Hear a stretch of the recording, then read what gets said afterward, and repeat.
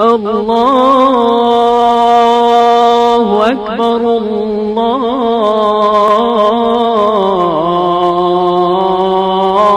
Аллаху Акбар.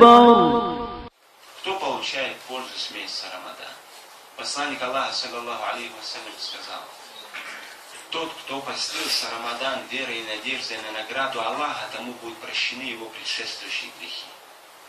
Тот, кто, в другом хадисе говорится, тот, кто выстаивал Рамадан верой и надеждой на награду Аллаха, тому будут прощены его предшествующие грехи. В третьем хадисе говорится: тот, кто выстоял ночь Лейлат аль-Кадр верой и надеждой на награду Аллаха, тому будут прощены его предшествующие грехи.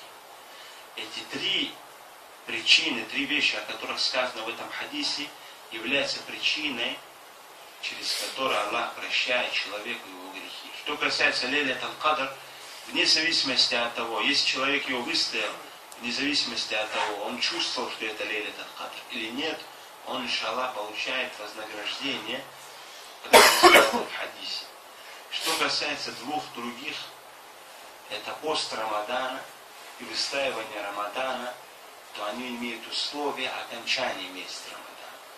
И тот человек, который весь Рамадан выстаивал, то он может надеяться на ту награду, о которой сказано в этом хадисе.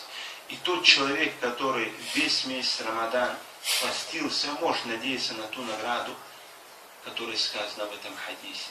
Однако тот, кто уменьшил что-то и не доделал что-то, также уменьшается и неполной является награда, о которой сказано в хадисе.